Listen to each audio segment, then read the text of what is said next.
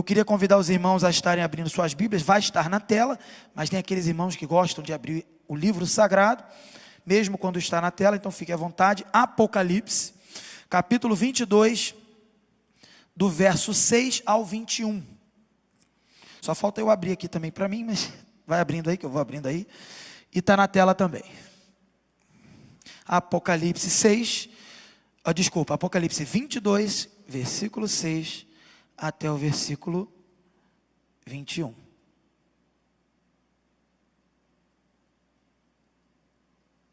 Vamos lá. Eu leio, os irmãos acompanham. O anjo me disse: estas palavras são dignas de confiança e verdadeiras. O Senhor, o Deus dos espíritos dos profetas, enviou o seu anjo para mostrar aos seus servos as coisas que em breve hão de acontecer. Eis que venho em breve. Feliz é aquele que guarda as palavras da profecia deste livro. Eu, João, sou aquele que ouviu e viu estas coisas. Tendo-as ouvido e visto, caí aos pés do anjo que me mostrou tudo aquilo para mim, para adorá-lo. Mas ele me disse: não faça isso. Sou servo como você e seus irmãos, os profetas, e como os que guardam as palavras deste livro. Adore a Deus. Então me disse: não cele as palavras da profecia deste livro, pois o tempo está próximo. Continue o injusto a praticar injustiça, continue o imundo na imundícia, continue o justo a praticar justiça, e continue o santo a santificar-se. Eis que venho em breve, a minha recompensa está comigo, e eu retribuirei a cada um de acordo com o que fez. Eu sou o alfa e o ômega, o primeiro e o último, o princípio e o fim. Felizes os que lavam as suas vestes, para que tenham direito à árvore da vida e possam entrar na cidade pelas portas. Fora ficam os cães, os que praticam feitiçaria, os que cometem imoralidades sexuais, os assassinos, os idólatras e todos os que amam e praticam a mentira. Eu, Jesus, enviei o meu anjo para dar a vocês este testemunho concernente às igrejas. Eu sou a raiz e o descendente de Davi e a resplandecente estrela da manhã. O Espírito e a noiva dizem: vem, e todo aquele que ouvir diga: vem. Quem tiver sede, venha, e quem quiser, beba de graça da água da vida. Declaro a todos os que ouvem as palavras da profecia deste livro: se alguém lhe acrescentar algo, Deus lhe acrescentará as pragas descritas neste livro. Se alguém tirar alguma palavra deste livro de profecia, Deus tirará dele e a sua parte na árvore da vida e na cidade santa, que são descritas neste livro. Aquele que dá testemunho destas coisas diz: sim, venha em breve. Amém. Vem, Senhor Jesus. A graça do Senhor Jesus seja com todos. Amém. Vamos orar. Senhor Deus, meu Pai, te agradecemos porque a tua palavra nos dá direção e nos alimenta. E agora te pedimos que o teu Santo Espírito ilumine as nossas mentes, os nossos corações, para a tua profecia, para que possamos não só apreendê-las, absorvê-las e sermos transformados por ela, mas também que possamos levá-la adiante, para que teu reino cresça e para que o teu tempo chegue logo, porque nós sonhamos e almejamos com a tua volta. Fala conosco nesta noite, afasta de nós toda distração, em nome de Jesus, amém. Queridos, o título que eu poderia dar, uma frase que resume a ideia desse texto, que é o último capítulo da Bíblia, que é o encerramento da grande história, a grande narrativa, que é sobre Jesus Cristo, porque a Bíblia toda ela é sobre Jesus Cristo. Muitos pensam que a Bíblia é sobre você, sobre eu, sobre nós. Nós estamos na história, mas nós não estamos no centro dessa história. Todo o plano de Deus que está sendo executado desde a fundação do mundo, esse plano, ele não tem um objetivo principal de nos dar benefícios. O plano de Deus, acima de qualquer coisa, tem o objetivo principal de revelá-lo a toda a criação e revelar o maior dos seus atributos, a sua glória, para que todos conheçam e se prostrem e se rendam diante desse Deus. Até mesmo, agora que já sabemos que existem os inimigos desse Deus, até estes se renderão e se prostrarão e darão glórias a Deus, não como salvos, mas como condenados. E na medida que são condenados, na medida que são castigados eternamente, isso glorifica o nome de Deus.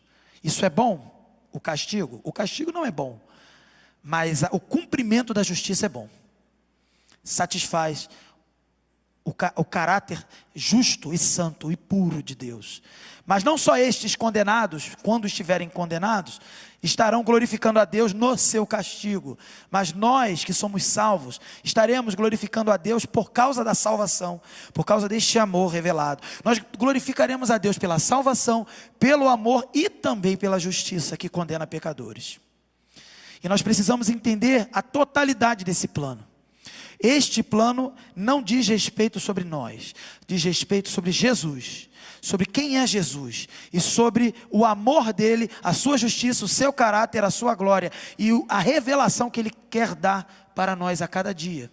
A revelação começa num jardim e ela termina com uma cidade construída, em que o povo de Deus terá acesso. A mesma árvore da vida que estava lá no jardim, ela reaparece agora, nesta cidade. Porque o Senhor tem um objetivo bem claro, de se revelar, e isso foi sendo aos poucos. Começou com o jardim, isso foi progressivamente. Começou com um indivíduo sendo salvo, um sendo chamado. Aí você tem lá Noé, a sua família, Abraão, a sua descendência, depois um povo, e depois desse povo, outras nações, e agora você tem toda uma população espiritual, que foi alcançada por essa revelação de Deus. E você que nem é Israel, eu não sou Israel, eu sou brasileiro, não sou israelita, né? Nós somos brasileiros, nós também temos acesso à salvação. Porque o Senhor revelou a sua glória, e o seu amor, e o seu caráter, e o seu propósito. E Ele, por sua misericórdia, quis nos salvar. Nós não merecíamos. Nós não fizemos nada para conquistar esta salvação.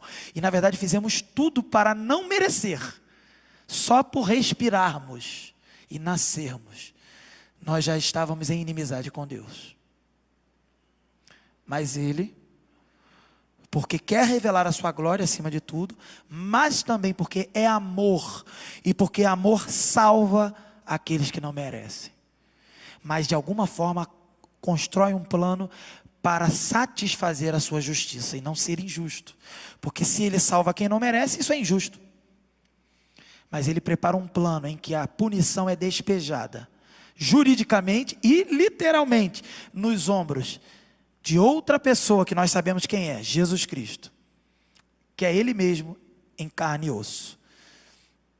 E isso é despejado nele, para que a satisfação da justiça acontecesse, a justiça fosse satisfeita, o caráter santo e justo permanecesse intacto de Deus, e ainda assim Ele pudesse nos salvar. Nós devemos dar glórias a Deus, porque o plano não diz respeito sobre nós, mas nos inclui de forma sobrenatural. Nós somos de fato coadjuvantes dessa história, mas também somos a coroa da criação, porque somos os seres humanos que dominam sobre esta criação. Mas o principal dos homens é o homem-Deus, Jesus Cristo. E a história da Bíblia, a narrativa toda é sobre Jesus. Então vamos lá? O céu deve ser, e é o que mais nós devemos almejar, é o nosso destino, é a nossa motivação. Nós estamos num momento de lutas, de pandemia, de dúvidas, de doenças e de outras questões políticas, econômicas, em que pessoas falam coisas e coisas e coisas, e ninguém mais sabe o que é a verdade. As pessoas não sabem se podem ir na igreja, se não podem ir na igreja, se é para ir para a igreja, se não é, se é pecado, se não é. O fato é que no meio dessas discussões nós devemos nos lembrar que a nossa motivação, o nosso alvo não é este mundo, é o céu.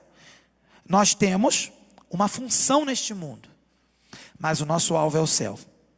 O conhecimento de que vamos aqui, que estamos aqui compartilhando na Escritura, veja bem, é que vamos morar no céu, que vamos entrar numa cidade celestial e santa. E este conhecimento deve nortear a nossa vida nas nossas decisões.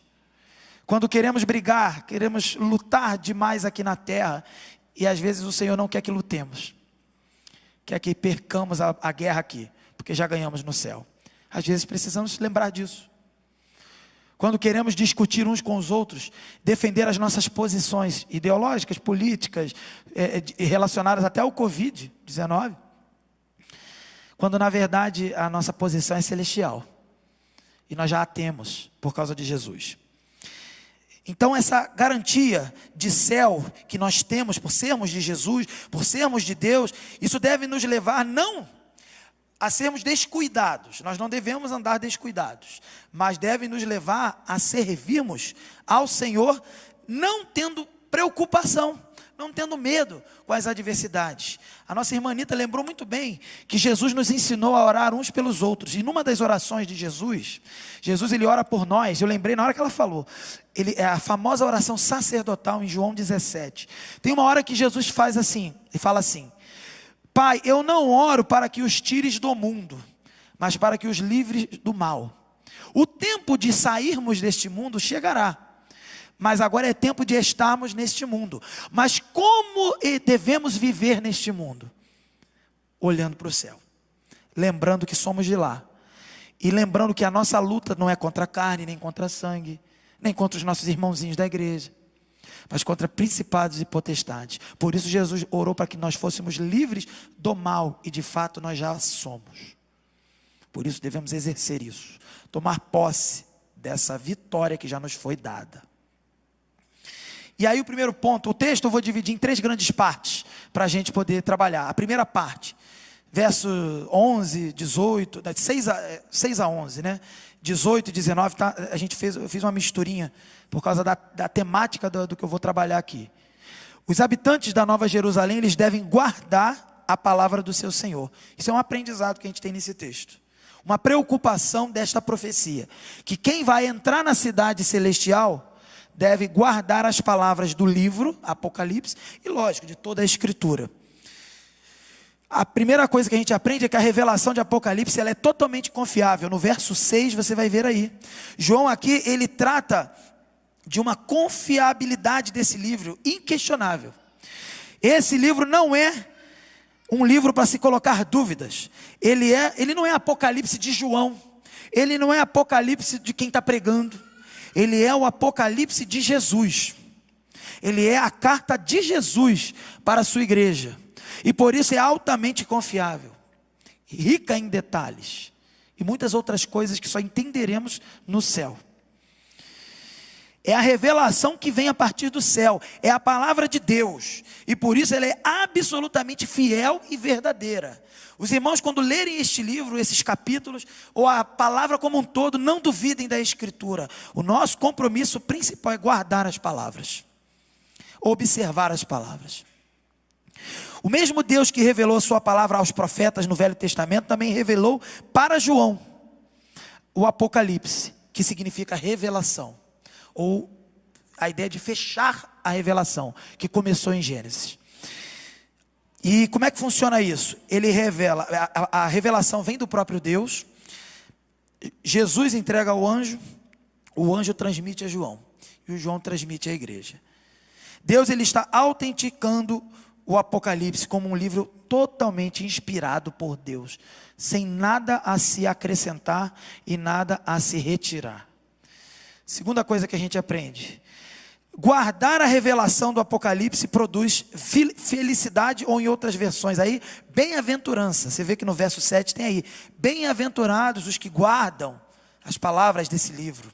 Guardar não significa pegar, guardar no bolso. Guardar significa aceitar esse conteúdo, aceitar isso como de Deus, legítimo, algo que não pode ser mudado, não acrescentar nem subtrair. É valorizar esse texto como um todo. Aquilo que eu não sei, eu simplesmente digo não sei e creio, porque vem de Deus. E quando eu faço isso, eu lembro logo de Romanos 11, 33, alguma coisa assim, que vai dizer: quão insondáveis os seus caminhos e tudo mais, e termina: porque dele, por ele, para ele, são todas as coisas. É isso que você deve fazer, quando você não compreende, e se esgotam todas as possibilidades de compreensão, não invente.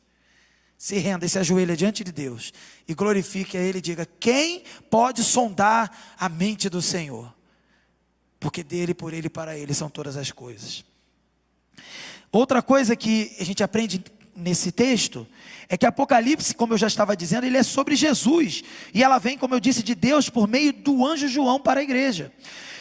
E Deus, então, ele é a fonte desse livro. Nós lemos a primeira parte desse capítulo que eu não estou pregando. Nós lemos no início do culto, do versículo 1 ao 5, que fala de um rio que desce do trono de Deus, um rio de água viva. E nós já temos acesso a esse rio. Nós já temos acesso a essas virtudes espirituais. Isso está disponível para nós. E isso é interessante, impressionante, porque esta revelação é do próprio Deus, e nós não podemos brincar com as coisas de Deus, nós não podemos desmerecer as coisas de Deus. É um livro antigo. É um livro antigo porque Deus é antigo, porque Deus é eterno, porque Jesus é o princípio e o fim. E se ser antigo é um problema para você, querido, você não entendeu nada. Porque a Bíblia diz que Jesus e o próprio Deus é sempiterno. É uma palavra do português muito difícil, que significa que não só é antigo, mas é o começo de tudo, e é bem antigo mesmo, sempiterno, e é sem fim.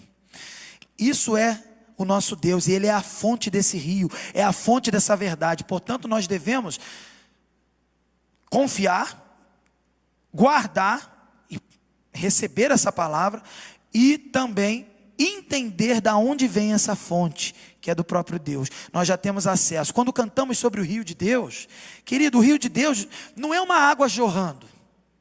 Como também Jesus falou que tem água e Ele é a água da vida, e vem beber quem tiver sede. Jesus não vai me dar uma água literal, como alguns irmãos têm aqui, estão bebendo, e eu também vou beber daqui a pouco. Não é isso, isso é uma alegoria. Não foi de propósito não, tá, irmão? Mas foi uma coincidência, né? A irmã estava bebendo ali, desculpa, tá? Foi de propósito não. Mas assim, Jesus é mais do que essa água literal que você está entendendo. É porque a água não é algo para nós, eu diria, essencial para sobrevivermos. Então é isso que Jesus quer dizer. O rio que flui do trono de Deus é aquilo que é essencial para nós resistirmos à eternidade. Senão nós seremos destruídos e desapareceremos. Mas por causa das misericórdias dele, esse rio está sobre nós. Por isso o texto sagrado diz: as misericórdias do Senhor são a causa de não sermos consumidos. As misericórdias do Senhor, que são a revelação desse livro, a revelação desse rio. E o Senhor é a fonte. O Senhor é a fonte inesgotável. Em outro texto nós vamos ver que o próprio Deus, Ele habita em luz inacessível, Ele é Pai das luzes que não muda, e Ele é fonte de toda a luz. Então já aí a figura já é luz, já não é água. O problema não é a água ou a luz, o problema é lembrar quem é a fonte. Tem gente que está discutindo se o problema é água e luz, mas não lembra que a fonte é Deus. E você tem que buscar a fonte. E você já tem acesso. Nós o tempo inteiro cantamos aqui: a porta está aberta, vem dos céus. Nós já temos isso aberto para nós. Aberto por um tempo determinado. Um dia vai fechar. Nós vamos ver aqui. Mas está disponível. E a fonte é Deus. O que mais nós aprendemos? Que a mensagem, ela não deve ser selada. Olha que interessante. Ela deve ser proclamada. Para quem acompanhou os estudos de Daniel, sabe que durante esse período de pandemia, nós estudamos aí nas lives aí de Daniel com o irmão César, seminarista. Tivemos a ajuda do Cláudio, também seminarista, e também do Rafael, no finalzinho. E nós vimos que a parte final do livro de Daniel, ela tem um apocalipse. Ela tem ali um apontamento para as coisas futuras, que é onde nós estamos aqui, em Apocalipse 22. Lá, o anjo e o homem, né, tem a parte do homem que representa Jesus, e tem a parte do anjo que não é Jesus, que não recebe adoração. Certo, César? Se eu estiver errado, me corrige. Eu estou falando de cabeça aqui, não escrevi não. Então tem um momento que Daniel fala com o anjo, como aqui João falou com o anjo, que não é Jesus. E tem um momento que Daniel fala com um homem que ali se encaixa perfeitamente na ideia de que é o homem-deus Jesus. E aí, naquele momento ali de apocalipse de Daniel, vamos dizer assim, há uma orientação para Daniel: cele estas palavras para o tempo do fim. A orientação é diferente daí. Cele, lacre, feche. Não é para você agora, não é para o teu povo agora, não é para a tua geração, nem é para as próximas ainda. Quando vier o Salvador, aí começará o tempo do fim, e esse livro será aberto. É isso que acontece. O Apocalipse, o livro agora está aberto. Não cele essa revelação. Permaneça aberta e proclame. O Apocalipse começou quando Jesus morreu na cruz e ressuscitou. A partir dali, o que era dito para selar e fechar, agora está sendo dito: deixe aberto e leve a todas as nações e proclame a mensagem deste livro. No verso 10 e 11 aí, você vai ver, ela deve ser proclamada. A mensagem do Apocalipse também precisa ser mantida íntegra, completa. Dois perigos afetam e rondam a igreja neste sentido. O primeiro perigo é o liberalismo, e o segundo perigo é o misticismo. Eu vou falar dos dois. O liberalismo, ele vai negar a infalibilidade da palavra de Deus, da Bíblia, e especificando aqui o livro de Apocalipse. Ele vai negar a inerrância daquilo que o Senhor inspirou homens para escrever de forma perfeita. Ela vai negar o caráter inspirado por Deus. Ela vai tentar tirar algo dessa escritura, vai tentar dizer que nenhum homem tem autoridade, nenhum homem pode escrever e dizer que é algo de Deus. Ela vai tentar duvidar dos milagres de Deus. Ela vai tentar dizer que o que aconteceu ali, na verdade, a ciência explica. Meu querido, se a ciência explica ou não estou nem aí. Porque claro que a ciência explica muita coisa. Se choveu é porque tinha água, tinha H2O, sei lá. A ciência vai explicar. O problema não é a ciência explicar, querido. O problema é que Deus, como a gente já estudou há um mês atrás, no livro de Apocalipse, o próprio Cristo tem nas suas mãos o livro da história e governa a história. E Ele controla todas as coisas. Se a ciência explica, se a lei da física explica, ok. Mas ela só existe porque Deus colocou ela lá. E se você entende alguma lei física ou científica, você só entende porque Deus te deu um cérebro para pensar e para estudar. Senão, você não ia compreender nada. Você não ia saber nada. Mas o fato, quem colocou? Quem colocou as coisas para funcionarem? Quem colocou os astros celestes para girarem em torno do seu próprio eixo, em torno uns dos outros? Quem colocou essas questões? Quem colocou esse funcionamento com lei de gravidade, magnetismo e outras coisas mais? Quem permitiu até mesmo a lei da entropia, que parece mais a lei da morte? Tudo se desfaz, tudo se desorganiza. Provavelmente a lei do pecado. Quem colocou? Quem permitiu? Não foi você, nem foi a ciência. Foi o próprio Deus. Então, quando tentam explicar com ciência, ok, que bom que conseguem explicar muita coisa. Mas mesmo assim, o próprio Deus agiu para que as coisas acontecessem. Se algum irmão tem uma experiência positiva com alguém que está enfermo, e ela vai no médico, ela toma um remédio e ela é curada, quem curou o remédio? Deus. O remédio foi o instrumento, mas foi Deus. Da mesma forma que os milagres. Quem fez o milagre? A ciência que explica o H2O, o carbono? Não, meu amigo. Foi Deus que agiu com H2O e com carbono. E daqui a pouco a ciência está brigando, discutindo que não é mais H2O. Entendeu? Estou brincando aqui, estou exagerando. Mas assim, é isso que a gente vê. O ser humano batendo no peito que entende as coisas, quando é o próprio Deus que executa o seu plano. E depois ele começa a brigar com o outro, porque não é mais assim, é de outro jeito. Gente, desde que eu sou criança, e olha que eu sou antigo, hein? Não sou sempiterno não, mas eu sou antigo. Eu tenho 38 anos, para quem não sabe. Desde que eu sou criança, que eu escuto às vezes no repórter, no jornal, algum lugar. Ovo faz mal à saúde. Depois de uns 2 anos. Ovo faz bem à saúde. Depois de novo, ovo faz mal à saúde. E fica esse vai e vem até hoje. Meu amigo, sabe o que eu fiz? Eu comi ovo igual um doido. Porque é muito bom. E eu me amarro em ovo. Minha comida preferida é arroz e feijão com ovo. E não tô morto por causa de ovo, né? Se eu morrer vai ser por outra coisa. O que eu quero dizer é que a ciência, ela não detém a verdade. A verdade que é imutável, ela é de Deus. E se alguma coisa a ciência contribui para entender as coisas de Deus, vamos usar. Mas vamos usar colocando ela no seu devido lugar, em que ela falha e ela erra. Quem não erra é Deus, e é a sua inspiração aqui. E quando a gente usa a ciência que é falível e que erra para duvidar aquilo que é infalível, que é a palavra, é totalmente amaldiçoado, diz Paulo. Em Gálatas 1, se eu não me engano, 18. Seja considerado amaldiçoado. Bem, então o liberalismo é isso. E o segundo perigo é o misticismo. O misticismo, ele nega, não só, o liberalismo nega a inerrância, ele vai dizer que a Bíblia erra, ela não funciona tão bem. E o segundo, que é o misticismo, é a ideia de suficiência, não aceita a suficiência. Você precisa da Bíblia e mais alguma coisa. Ah, Deus falou através dos profetas, a Bíblia é inerrante, é perfeita. Beleza, eles concordam. Mas aí eles falam assim, mas aí eu recebi uma revelação de um anjo. Eu recebi uma revelação de um anjo chamado Moroni, para quem conhece essa seita. Não vou falar o nome, mas Moroni. E aí escreve um livro lá do anjo Moroni. E vira uma seita doida dizendo que serve a Deus. Acrescenta as suas magias e os seus misticismos. Tem gente que vai dizer o dia que Jesus vai voltar. Não está escrito na Bíblia, por que eu tenho que falar o dia? Tem gente que tenta entender Apocalipse até mesmo. Assim, quando a pessoa tenta só sugerir alguma coisa, a gente até aceita. Quando ela tenta dizer que é de fato isso que está acontecendo, com uma verdade imutável, aí tem problema. Eu respeito pessoas que tentam até pegar o livro de Apocalipse, dizer que, de repente, o tempo atual é o tempo da volta de Jesus, porque as nações estão caminhando, de repente vai entrar falta só ter paz com Palestina e Israel. Um jovem até falou comigo isso esses dias. Eu aceito, eu entendo a gente que tenta estudar sobre isso, mas eu não posso pregar sobre isso, porque isso não está na Bíblia.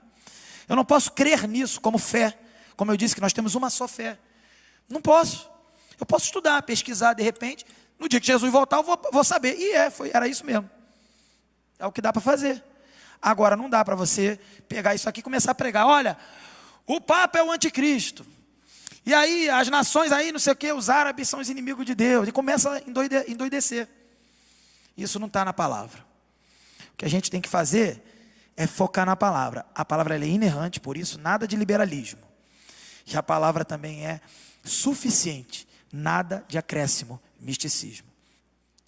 E aí, agora eu vou para a segunda parte.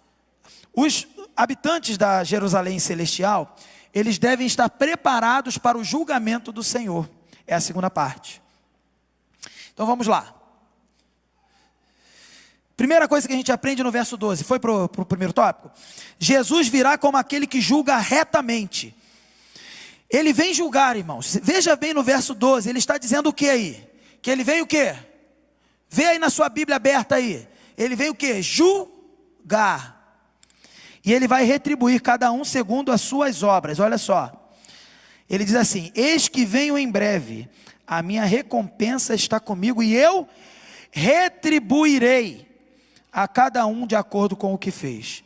Então a primeira coisa que a gente deve aprender nessa segunda parte do texto, como nós devemos estar preparados, é saber e ter a consciência que o Senhor vem para o quê? Julgar. E ele vai retribuir. Sério, pastor? Sim. Então calma aí. O crente vai receber, obrigado, ligou a tela de novo, muito obrigado. O crente ele vai receber a recompensa da sua obra. O crente vai receber. E o não crente também vai. Ué, mas a Bíblia não fala que a gente é salvo pela graça e não é por obras? Eu não estou falando de salvação. Estou falando de recompensa, de juízo, de julgamento, de galardão. É diferente.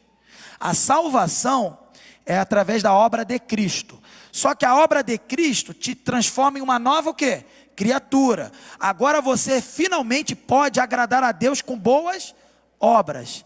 E aí a medida de boas obras que você praticar neste mundo será, vamos dizer assim, contabilizada para o seu galardão. Este é o sentido. É claro que a obra principal que o Senhor vai olhar na sua e na minha vida não é a sua obra, é a obra de Cristo. Só que a obra de Cristo muda a sua natureza, muda a nossa natureza. E se ela nos muda, nós agora praticamos boas obras. E isso será contado. Ah, mas eu posso perder a salvação por causa das obras? Você não pode nem ganhar, nem perder por causa das obras. Só será pesado na balança para ver qual é a sua recompensa final. Mas o que será definitivo para a sua entrada na cidade celestial, obviamente não é a sua obra, é a obra de Cristo. E o que será definitivo para a não entrada na cidade celestial, isso sim será a obra de quem não tem a obra de Cristo. A obra dele mesmo, a obra má daquela pessoa que não teve Cristo para representá-lo. Compreendeu? Então, Jesus virá para julgar, para retribuir a cada um. Ele não disse só os ímpios, ou só os crentes, a cada um, conforme as suas obras. Isso é um alerta para nós, queridos. Não basta Veja bem, ter a entrada na cidade. Se você tem a entrada na cidade, a sua natureza mudou. E agora a evidência de que você tem a entrada na cidade é que você é um cidadão desta cidade celestial e desse reino. E agora você exala boas obras, você exala as obras de Cristo. E as boas obras não são só dar café da manhã. E eu dei café da manhã esses dias. O César me ajudou essa semana também, outros irmãos, Guilherme, Isabelle, a Ellen que não está aqui, esteve no outro culto, mas Ellen também nos ajudou, Raquel, minha esposa. O café que a gente dá ali para os irmãos que precisam, é muito legal, é uma boa obra, mas não é só isso. Isso é só um acréscimo no total de boas obras que o crente tem que dar. Falta a boa obra de ter temperança, que eu sou um cara que tem dificuldade nisso. Falta a boa obra de você ter perdão com o seu irmão. Cadê essa boa obra? Isso precisa ter. Então isso será pesado no galardão. Outra informação que a gente deve aprender aqui é que Jesus tem autoridade para julgar de forma retamente. Ele está no começo e no fim, diz o texto, verso 13. Ele conhece tudo. Ele é chamado, inclusive em Isaías, de o Pai da eternidade. Não é isso? Um dos nomes de Jesus em Isaías não é Pai da eternidade? Príncipe da paz, Pai da eternidade, lembra disso? Então, e eu já até disse, por meio dele, por ele, são todas as coisas, etc. Ninguém pode escapar de Jesus no grande dia. Ninguém poderá fugir, ninguém poderá comprar a sua sentença, subornar esse juiz. Ninguém. Os homens ímpios vão se desesperar. Inclusive eu vejo aqui em Apocalipse 6, de 15 a 17, olha só a terrível descrição dos ímpios quando se depararem com Cristo vitorioso. No fim dos tempos. Então os reis da terra, os príncipes, os generais, os ricos, os poderosos, eu acrescento os governantes ladrões dos dias de hoje e de outros dias, aqueles que usam a questão da saúde como uma questão financeira e não como uma questão humanitária para se salvar vidas, pessoas que tentam roubar, e muitas outras coisas que acontecem, pregadores, falsos profetas que são descritos em Judas, estão incluídos nesses homens aí, poderosos. Todos esses homens, quer escravos, quer livres, eles vão se esconder em cavernas e entre as rochas das montanhas. E aí a visão dizia assim, eles gritavam para as montanhas e para as rochas, caiam sobre nós e esconda-nos da face daquele que está sentado no trono e nos esconda da ira do Cordeiro, pois chegou o grande dia da ira deles, e quem poderá suportar? Esse dia vai chegar. E eu não quero botar medo em ninguém, porque nós somos salvos, mas eu quero que estejamos alertas, porque é isso que é a intenção desse texto. Você faz parte de que grupo de pessoas? Dos que vão entrar na cidade, ou dos que vão se desesperar e pedir para as rochas caírem sobre você? A porta ainda está aberta, mas vai chegar o dia que não haverá mais jeito, só pedindo para as rochas caírem sobre você e sobre mim mesmo, para ver se alivia o sofrimento. Precisamos lembrar disso. Cristo tem autoridade para julgar, e de fato julgará, e os homens ímpios estarão desesperados. E isso sim é desesperança, porque para eles a esperança acabou. Para o crente, desespero nenhum. A esperança não morre, a esperança se chama Jesus Cristo. E aí mais à frente, o critério para a salvação, como a gente estava falando, não são as obras, tá? Verso 14, mas a obra de Cristo na cruz, como eu falei. Os santos, que é a igreja, que são os salvos, os santos, eles não são justos e considerados justos por Deus, por causa de boas obras, como eu disse, mas por causa do sangue do Cordeiro. Veja bem no verso 14 o que diz aí. Veja bem, felizes os que lavam as suas vestes, para que tenham direito à árvore da vida e possam entrar na cidade pelas portas. Não adianta, vocês não vão entrar arrombando, subindo o muro. A arca de Noé que se fechou, você não vai entrar na arca por algum caminhozinho, por um buraquinho, não. A arca, já que eu citei a arca representa Jesus Cristo. Você só entra na cidade pela porta que é Jesus.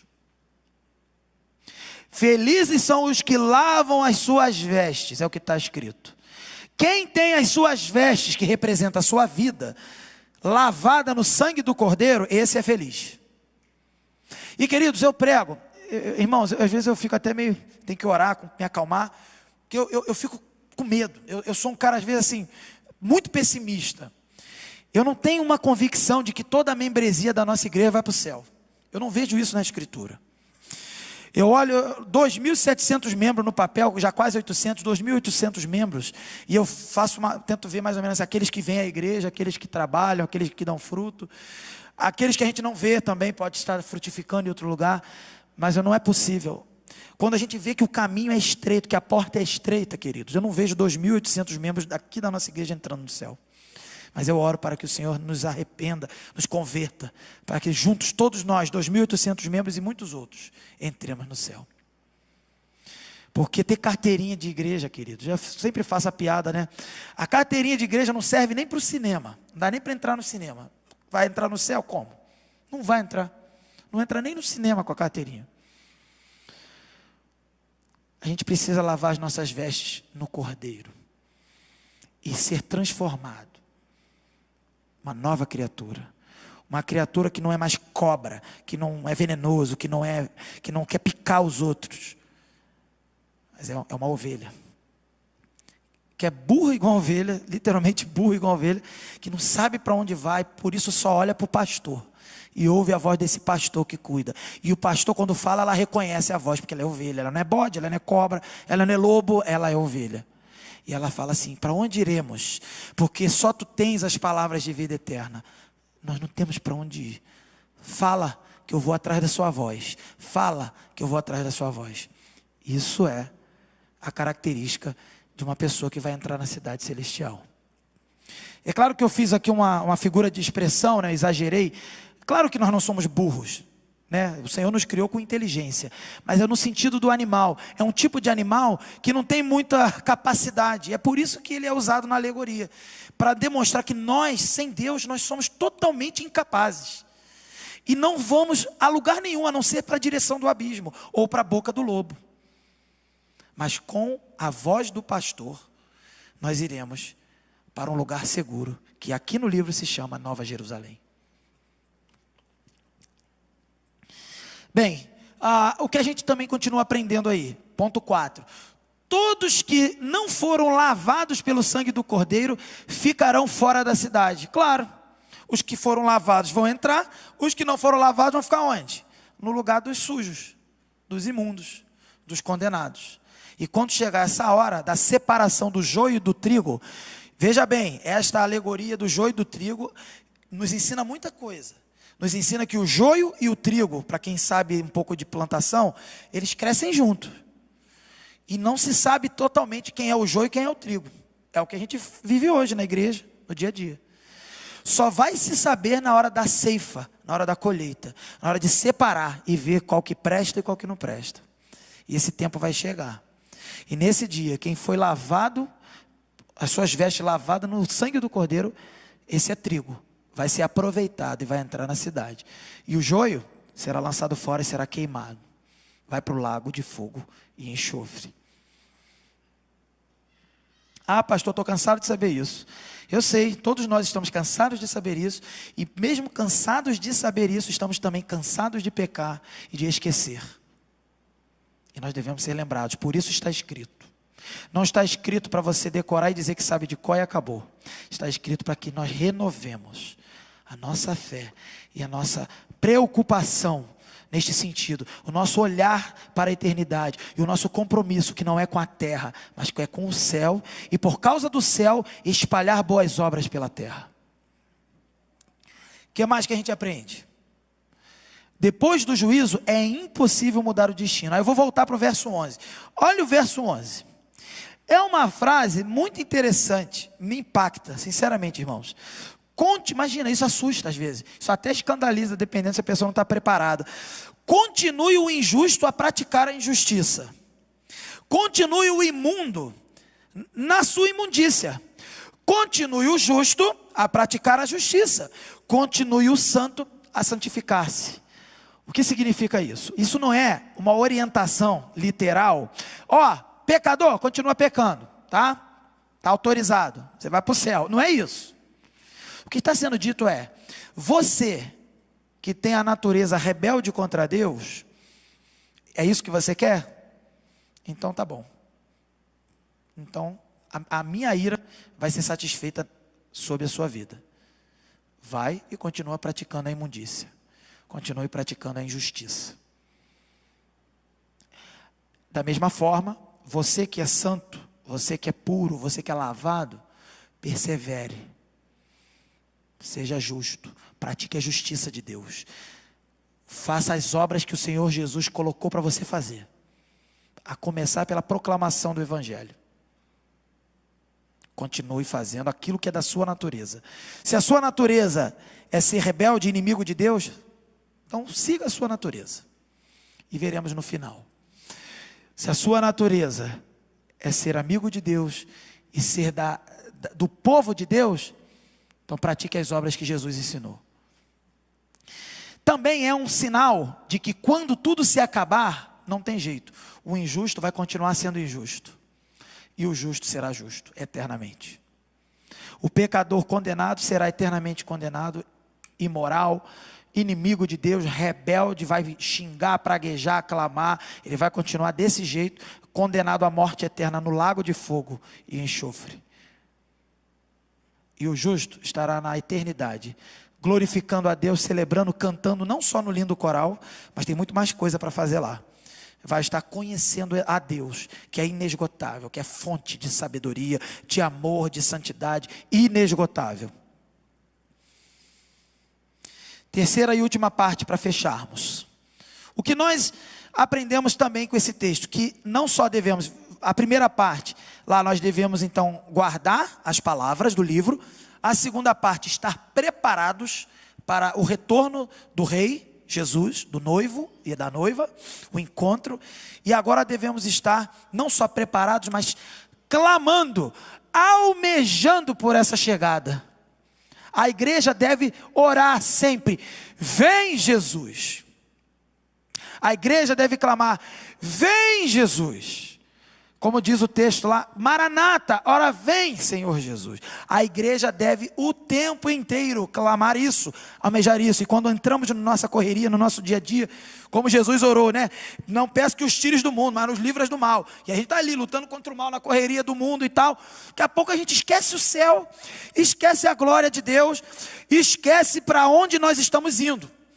E a gente não lembra nem de falar, vem Senhor. E aí os solteirões, né? Os solteiros ainda falam assim, Senhor, vem, mas depois do meu casamento. Gastei a grana, quero experimentar tudo que tem de bom e do melhor do casamento. Eu sei, eu entendo. Eu já fui, nessa idade, já pensei algo parecido. Talvez mais adolescente, né? Mas tem gente que fica, não, agora não, Jesus. Irmão, a gente não tem a menor noção. Com certeza, casar, tudo direitinho, de acordo com o que o Senhor nos orienta, é maravilhoso. Mas nada se compara à presença e à glória dEle. Se alguém aí, fala até de sexo, se alguém é virgem, né, e que está pensando no sexo, no grande dia do sexo, da lua de mel e tudo mais, é maravilhoso o sexo, Deus criou e isso é maravilhoso. E o sexo, da forma que agrada a Deus, é muito bom, diz a Escritura. Porque é isso que é o contexto da criação e do casamento. Agora, muito melhor é estar com o Senhor. Por isso o próprio Jesus dirimiu uma dúvida na época que foi perguntado, e nos dirime essa dúvida também. Ele disse que na glória, no céu, as pessoas não se darão em casamento, porque não é necessário, porque muito melhor é estar desfrutando da fonte de todo o prazer, de toda a satisfação que é o próprio Deus. Você consegue imaginar? Não muito, talvez você imagine muito mais os prazeres de estar aqui nesse mundo, os prazeres positivos, os prazeres que Deus concorda. Você consegue imaginar, porque você está aqui nesse mundo. Mas mesmo que você não consiga imaginar, é preciso crer, é preciso confiar que lá com certeza é melhor. E essa crença e essa confiança é mais do que só pensamento positivo, é uma certeza que invade o nosso coração e satisfaz a nossa alma, apesar das circunstâncias.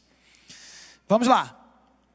Então, já que devemos clamar, o primeiro que a gente pode ver aí no 13 e no 16, o Senhor da glória, Ele é identificado. Veja bem, a vinda do Senhor, mas eu preciso identificar quem é este Senhor, que glória é essa? Nós vamos ver aqui, no verso 13 e no 16, fica claro que Jesus é o começo e o fim. Ele é o Deus da eternidade e de eternidade. Tudo vem dele e é para ele. Jesus aí no texto vai dizer assim, que ele é o ascendente e o descendente de Davi. Ele é o ancestral de Davi e ele é o descendente de Davi. Ele é tudo em todos. É isso que Jesus é. Ele é a raiz e é também a geração de Davi.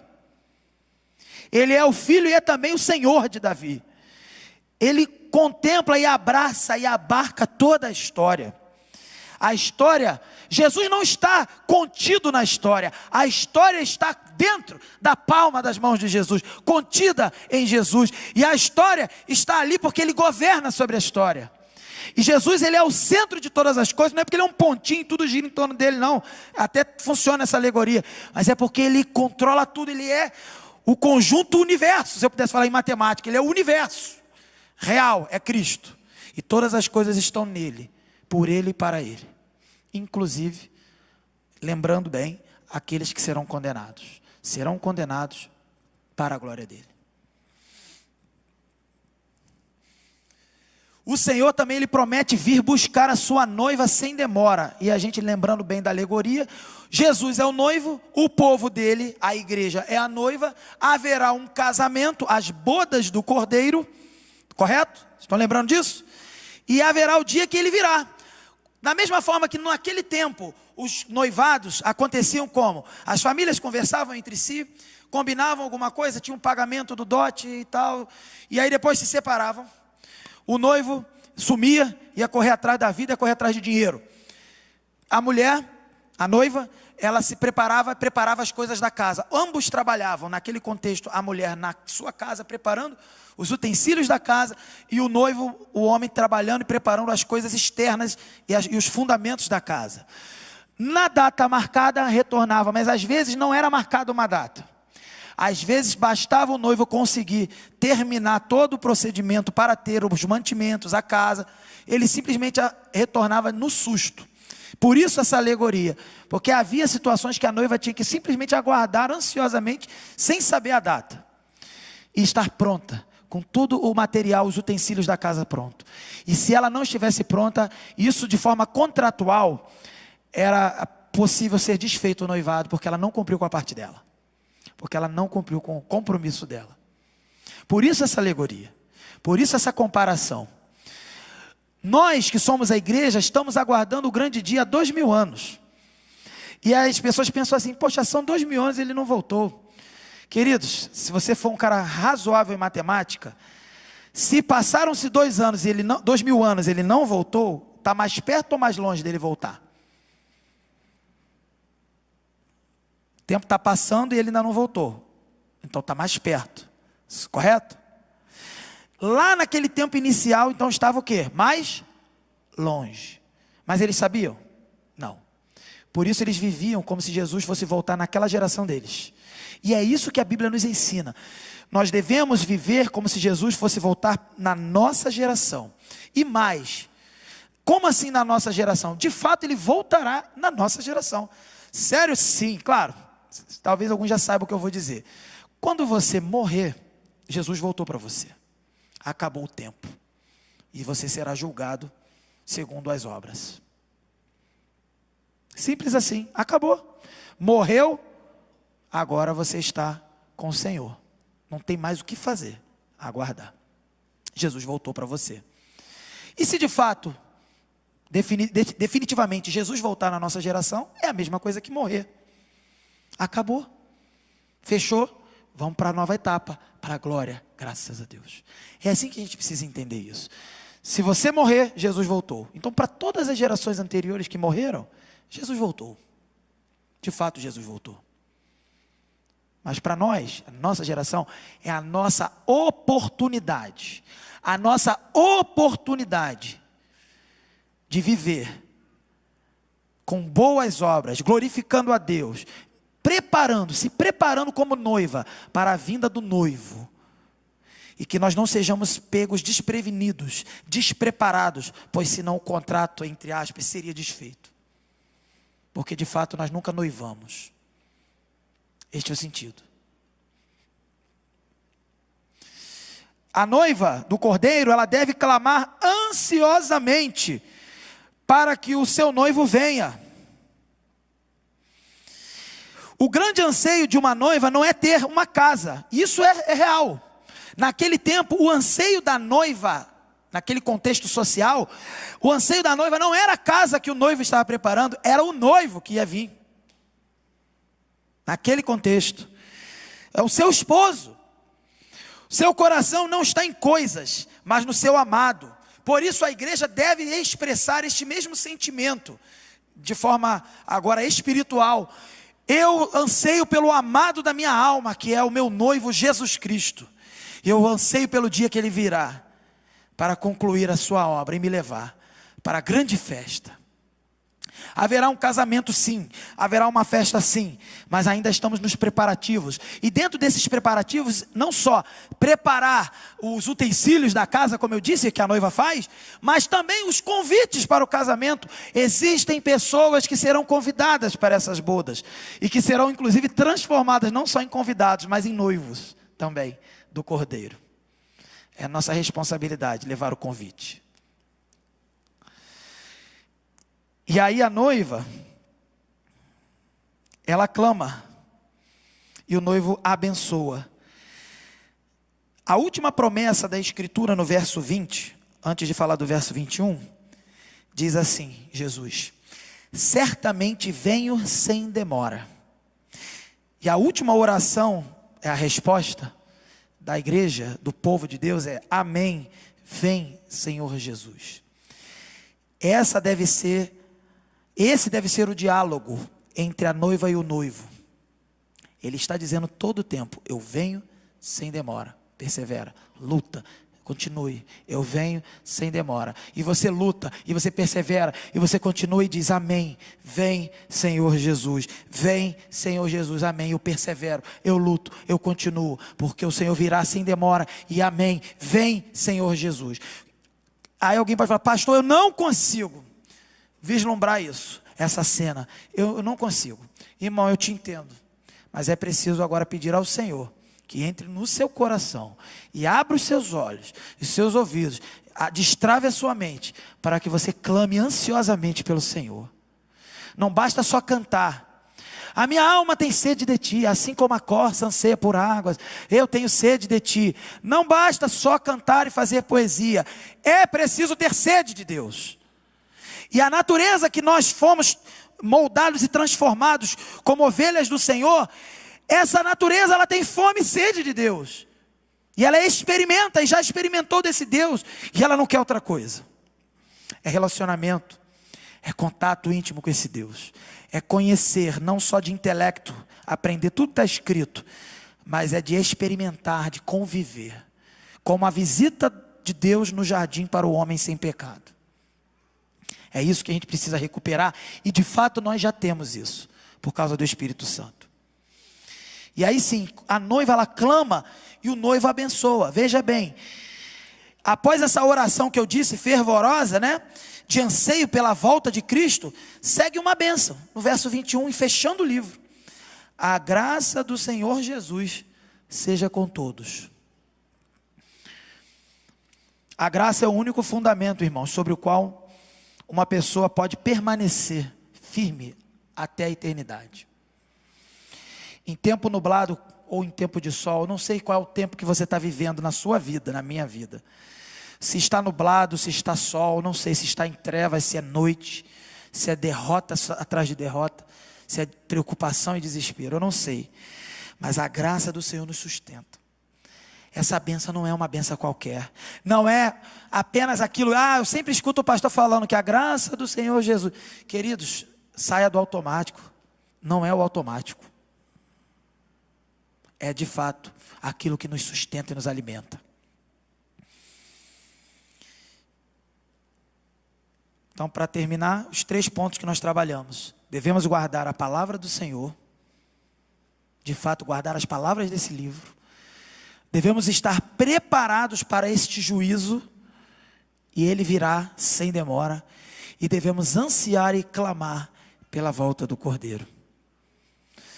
Talvez, irmão, você não consiga ansiar pela volta do Cordeiro, porque você tem muitas coisas para fazer nesse mundo, muitos projetos, porque você sempre achou que a história da Escritura era sobre você.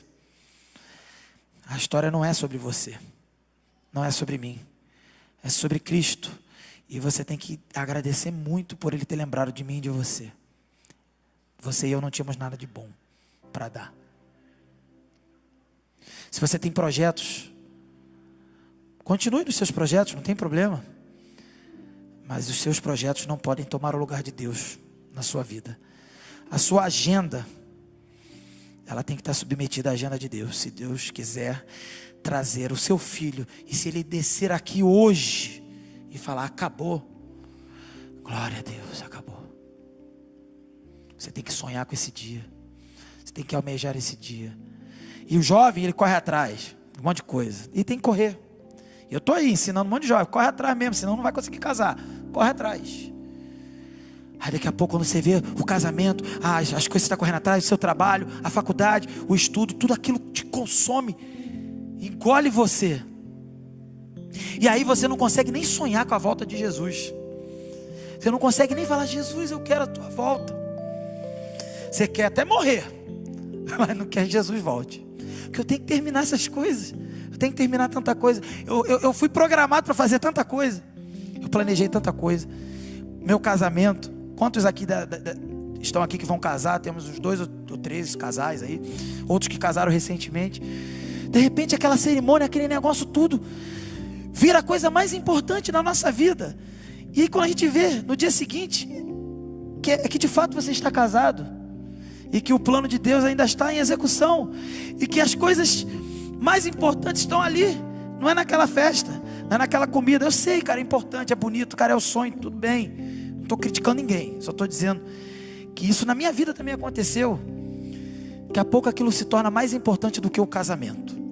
A cerimônia, que é só uma cerimônia, que é um símbolo, se torna mais importante do que a realidade, que é estar construindo uma família e confiando no Senhor.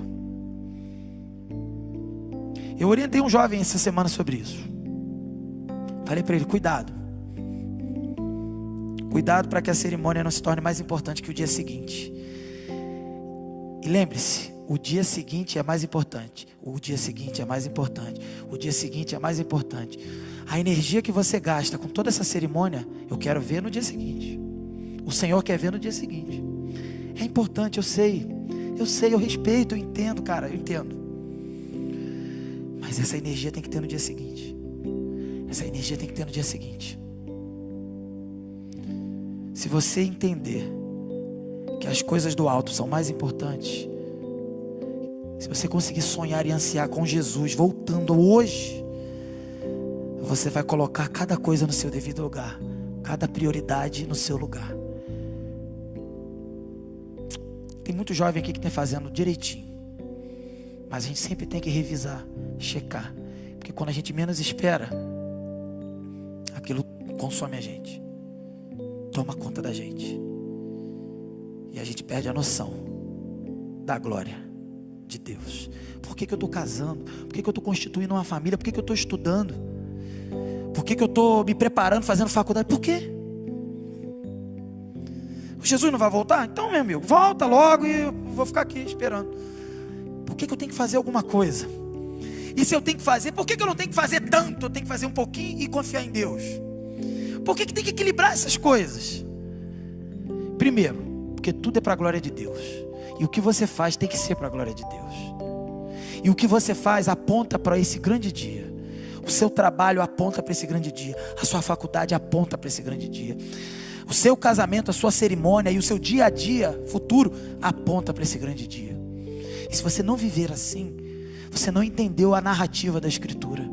O seu papel é espalhar o jardim do Éden, que está perdido, que nós nem sabemos onde está. Ele está no seu coração. O Espírito Santo está aí.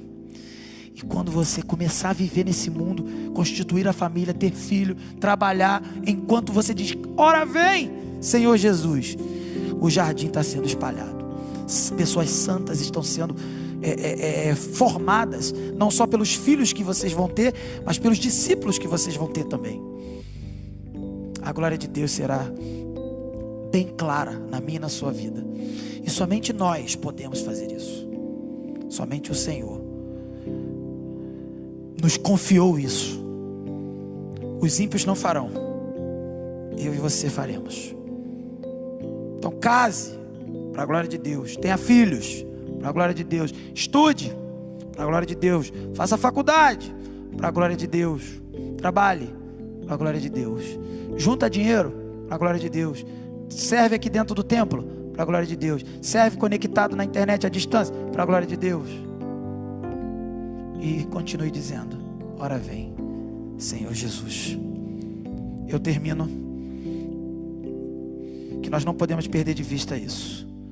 Não tente salvar a sua vida, Jesus nos ensinou, pois quem quiser salvar a sua vida a perderá, mas quem perder a vida por minha causa a encontrará. Perca a sua vida aqui, clamando: ora vem, Senhor Jesus. A nossa oração e o nosso desejo devem ser: Senhor, toma a nossa vida, somos teus, usa-nos para proclamar a tua salvação, o teu amor e o teu juízo. Irmãos, não sejamos achados no meio dos ímpios, com os ídolos, confiando nas mentiras deles, tentando salvar a nossa vida e a vida de outras pessoas. Às vezes a gente fica aí nessa questão do Covid, aí tem que salvar vidas, evitar, ok, mas que nós não sejamos encontrados apenas preocupados com as questões materiais e com as curas materiais, mas salvemos as vidas espirituais. Para que Deus ele não olhe para essas obras e considere elas como poeira e vapor, mas Ele as de fato referende, diga: isso é a obra que eu confiei para você fazer. Percamos a nossa vida para levar a salvação àqueles que serão atraídos pelo Senhor, através do testemunho do que vimos neste livro sagrado, as Escrituras, a obra do Cordeiro. Que você que me ouve aí, entregue sua vida a Cristo hoje, agora, pois Ele disse que vem em breve. Pode ser hoje ou amanhã, e quando Ele chegar, irmão, não haverá mais alternativa. A porta e o caminho estreitos, que já são estreitos, estarão fechados. Venha para Cristo enquanto a porta está aberta. O alerta hoje nos foi dado e continua ecoando desde quando João escreveu esse livro. Estejamos preparados e proclamemos a mensagem conforme já lemos. Continue o injusto a praticar a injustiça, continue o imundo na imundícia, continue o justo a praticar a justiça, continue o santo a santificar-se. Eis que venho em breve, a minha recompensa está comigo, e eu retribuirei a cada um de acordo com o que fez. Eu sou o Alfa e o Ômega, o princípio e o último, o princípio e o fim. Que para tanto o Senhor nos abençoe.